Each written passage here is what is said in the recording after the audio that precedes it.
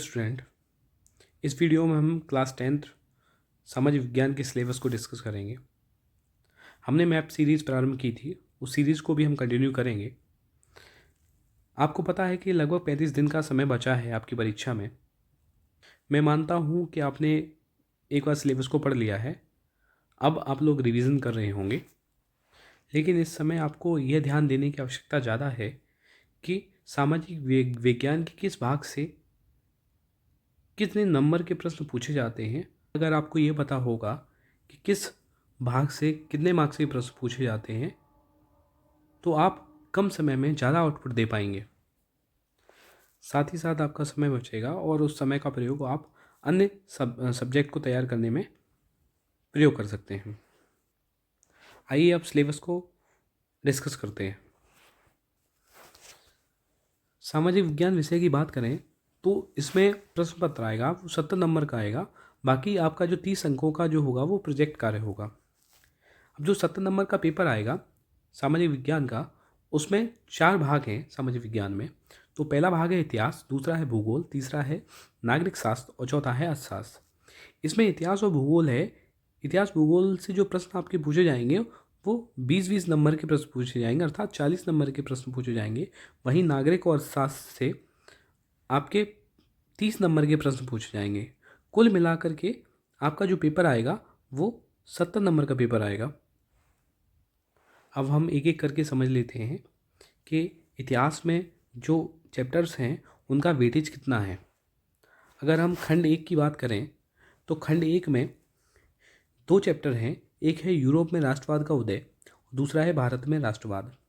2 chapter हैं और दोनों चैप्टर का जो वेटेज है वो 8 अंक का है। यानी इन 2 चैप्टर से जो प्रश्न पूछे जाएंगे वो 8 अंक के प्रश्न पूछे जाएंगे। वहीं अगर खंड 2 और खंड 3 की बात करें तो खंड 2 और खंड 3 से 7 नंबर के प्रश्न पूछे जाएंगे।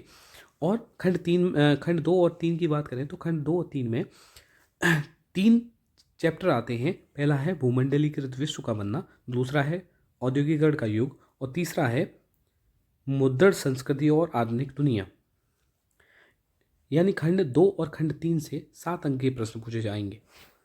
कुल मिलाकर की बात करें तो 8 नंबर के प्रश्न जो पूछे जाएंगे वो खंड 1 से, और खंड 2 और 3 से 7 नंबर के प्रश्न पूछे जाएंगे।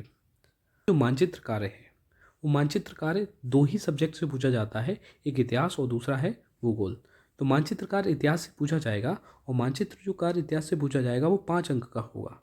हाँ, अगर आप यहाँ पर आपको ये ध्यान देने की आवश्यकता है, मानचित्र जो कार्य पूछा जाएगा वो जो इतिहास का दूसरा चैप्टर है जिसका नाम है भारत में राष्ट्रवाद, इसी से मानचित्र कार्य के प्रश्न आएंगे आपके। भारत में राष्ट्रवाद चैप्टर की बात करें तो ये चैप्टर बहुत इंपॉर्टेंट हो जाता है, क्योंकि इससे दीर्घ उत्तरीय प्रश्न या लघु उत्तरीय प्रश्न तो पूछे ही जाएंगे, यानी 4 नंबर के या 6 नंबर के प्रश्न तो पूछे ही जा सकते हैं।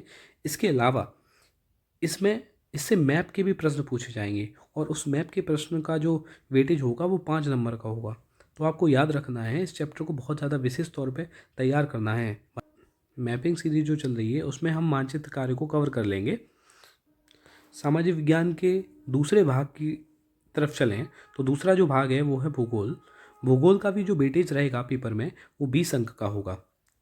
भूगोल की बात करें तो भूगोल में कुल मिलाकर के 7 चैप्टर हैं।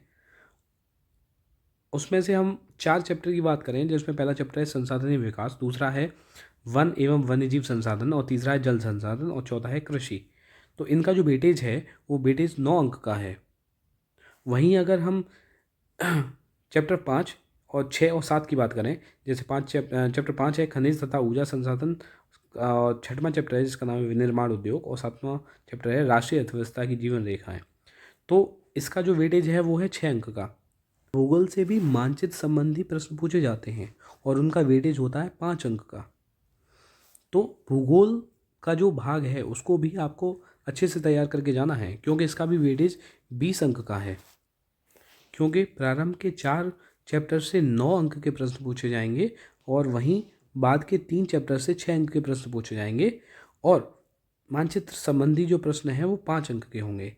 तो कुल मिलाकर के जो भूगोल का भाग है, भूगोल के भाग से आपको 20 अंक के प्रश्न पूछे जाएंगे। सामाजिक विज्ञान के तीसरे भाग नागरिक शास्त्र की बात करें तो नागरिक शास्त्र के प्रथम 3 चैप्टर यानी अध्याय 1, 2 और 3 से 9 नंबर के प्रश्न पूछे जाएंगे। वहीं चैप्टर 4 और चैप्टर 5 से 6 नंबर के प्रश्न पूछे जाएंगे। नागरिक शास्त्र का जो पहला चैप्टर है उसका नाम है सत्ता की साझेदारी और दूसरा है संघवाद। वहीं तीसरा जो चैप्टर है वो जाति, धर्म और लैंगिक मसले है। और चौथे चैप्टर की बात करें तो चौथा चैप्टर जो है वो राजनीतिक दल और पांचवा है लोकतंत्र के परिणाम। तो कुल मिलाकर के जो नागरिक शास्त्र है, नागरिक शास्त्र से 15 नंबर के प्रश्न पूछे जाएंगे। अब हम अगर अर्थशास्त्र की बात करें तो अर्थशास्त्र में 5 चैप्टर हैं। पहला चैप्टर है जिसका नाम है विकास, दूसरा चैप्टर है भारतीय अर्थव्यवस्था की क्षेत्रक और तीसरा है मुद्रा और साख। जो प्रथम 3 चैप्टर हैं उसका जो भारांक है वो 9 अंक का है। बाद के जो 2 चैप्टर बचते हैं जिसका नाम है चौथा चैप्टर है जिसका नाम है वैश्वीकरण तथा भारतीय अर्थव्यवस्था और पांचवा चैप्टर है उपभोक्ता अधिकार। तो चौथे और पांचवें चैप्टर का जो भारांक है, वेटेज है, वो 6 अंक का है। तो कुल मिलाकर के अर्थशास्त्र से 15 अंक के प्रश्न पूछे जाएंगे। मैं आशा करता हूँ कि आपने सिलेबस को समझ लिया होगा। आपके पास 35 दिन का समय बचा है, तो आपको ऐसी रणनीति बनानी है जिससे कि आप तय समय में इस पूरे सिलेबस को कंप्लीट कर पाएँ। फिर भी अगर आपको कोई डाउट रहता है तो आप कमेंट सेक्शन में मुझे पूछ सकते हैं। Thank you so much.